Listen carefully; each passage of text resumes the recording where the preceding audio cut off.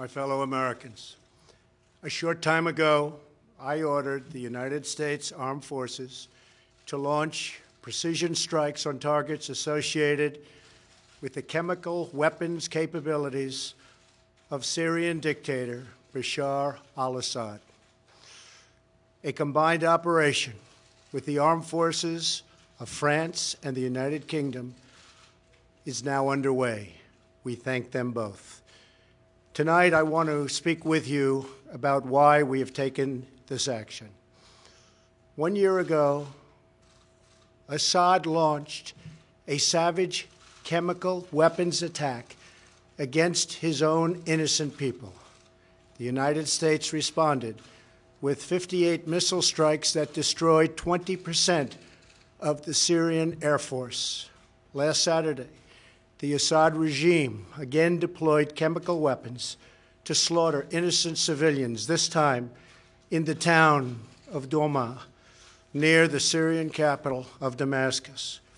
This massacre was a significant escalation in a pattern of chemical weapons use by that very terrible regime. The evil and the despicable attack left mothers and fathers, infants and children thrashing in pain and gasping for air. These are not the actions of a man. They are crimes of a monster instead.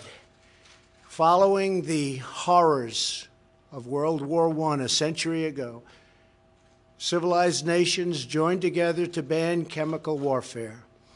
Chemical weapons are uniquely dangerous, not only because they inflict gruesome suffering, but because even small amounts can unleash widespread devastation.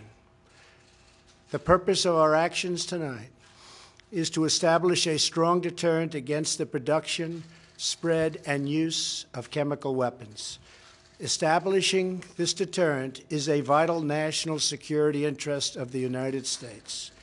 The combined American, British, and French response to these atrocities will integrate all instruments of our national power, military, economic, and diplomatic. We are prepared to sustain this response until the Syrian regime stops its use of prohibited chemical agents. I also have a message tonight for the two governments most responsible for supporting, equipping, and financing the criminal Assad regime. To Iran and to Russia, I ask, what kind of a nation wants to be associated with the mass murder of innocent men, women, and children? The nations of the world can be judged by the friends they keep. No nation can succeed in the long run by promoting rogue states, brutal tyrants, and murderous dictators. In 2013, President Putin and his government promised the world that they would guarantee the elimination of Syria's chemical weapons. Assad's recent attack and today's response are the direct result of Russia's failure to keep that promise. Russia must decide if it will continue down this dark path or if it will join with civilized nations as a force for stability and peace. Hopefully, someday we'll get along with Russia and maybe even Iran, but maybe not. I will say this: the United States has a lot to offer. With the greatest and most powerful economy in the history of the world. In Syria, the United States, with but a small force being used to eliminate what is left of ISIS, is doing what is necessary to protect the American people. Over the last year, nearly 100% of the territory once controlled by the so-called ISIS Caliphate in Syria and Iraq has been liberated and eliminated. The United States has also rebuilt our friendships across the Middle East. we have asked our partners to take greater responsibility for securing their home region, including contributing large amounts of money for the resources, equipment, and all of the anti-ISIS effort.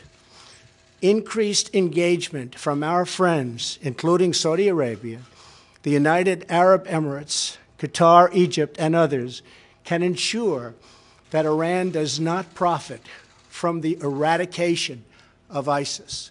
America does not seek an indefinite presence in Syria under no circumstances. As other nations step up their contributions, we look forward to the day when we can bring our warriors home, and great warriors they are. Looking around our very troubled world, Americans have no illusions. We cannot purge the world of evil or act everywhere there is tyranny. No amount of American blood or treasure can produce lasting peace and security in the Middle East. It's a troubled place. We will try to make it better, but it is a troubled place. The United States will be a partner and a friend, but the fate of the region lies in the hands of its own people.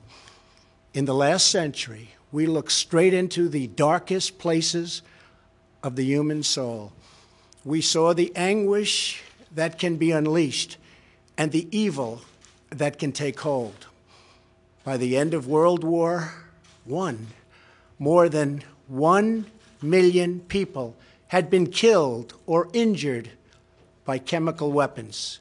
We never want to see that ghastly specter return.